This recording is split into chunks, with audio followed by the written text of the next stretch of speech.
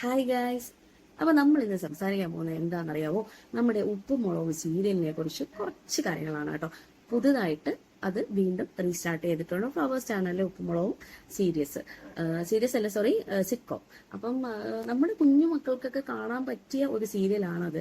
അയ്യോ സോറി കേട്ടോ, സീരിയലല്ല, സിറ്റ്കോം.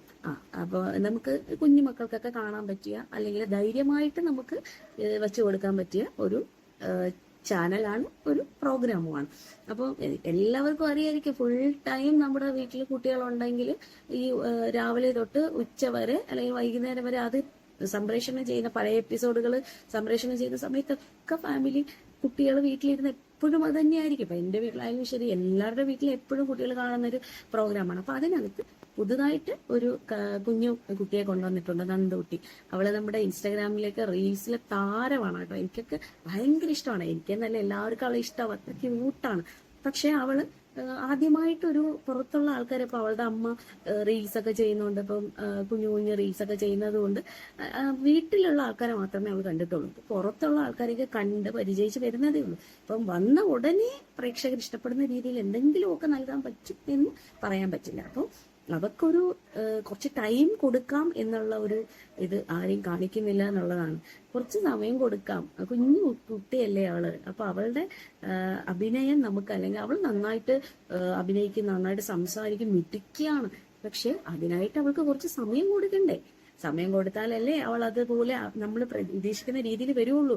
ഇപ്പോ ബാക്കിയുള്ള ഈ ഉപ്പുമുളക് സീരിയൽ, സോറി, ഈ പ്രോഗ്രാം തന്നെ സ്റ്റാർട്ട് ചെയ്യുന്ന സമയത്തുള്ള കേശു, അങ്ങനെ ആ കുട്ടികളുടെയൊക്കെ അഭിനയം എടുത്ത് നോക്കിക്കഴിഞ്ഞാൽ അവര് ആദ്യമൊന്നും ആർക്കും ഒരു ഇത് ഒരു ഇഷ്ടം വരത്തില്ലായിരുന്നു.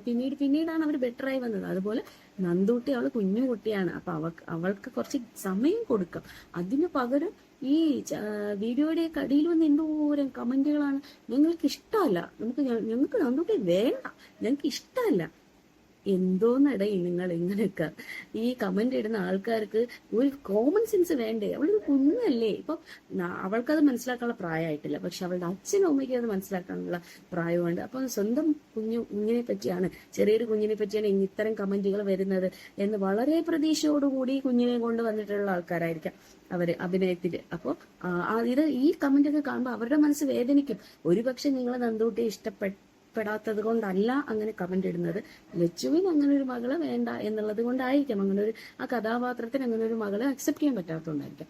പക്ഷെ കമന്റ് ഇടുന്നവര് കുറച്ചെങ്കിലും ഒന്ന് അത് മനസ്സിലാക്കുക. അവളുടെ അച്ഛനും അമ്മയും എന്തുമാത്രം വിഷമിക്കുന്നുണ്ട്. ഇപ്പൊ നമ്മുടെ വീട്ടിലെ കുട്ടിയാണെങ്കിൽ, നമ്മുടെ വീട്ടിൽ നിന്ന് ഒരു കുഞ്ഞ് അങ്ങനെ ഇതിനൊക്കെ പോവുകയാണെങ്കിൽ നമ്മൾ എത്ര സന്തോഷിക്കും. അതുപോലെ തന്നെ ആയിരിക്കും എല്ലാവരുടെ മനസ്സിലും അത് തന്നെ ആയിരിക്കും. അപ്പൊ അത് ദയവ് ചെയ്ത് ഈ കമന്റ് ഇടുന്ന ആൾക്കാർ ചിന്തിക്കുക. പിന്നെ ഒരുപാട് വിഷയങ്ങളുണ്ട്. നമ്മൾ ദിവസവും കാണുന്ന ഒത്തിരി കാര്യങ്ങൾ, പറയണമെന്ന് തോന്നുന്ന ഒത്തിരി കാര്യങ്ങൾ നമുക്ക് സംസാരിക്കാം, ഷെയർ ചെയ്യാം. അപ്പോൾ എല്ലാവർക്കും ബൈ, നാളെ കാണാം കേട്ടോ.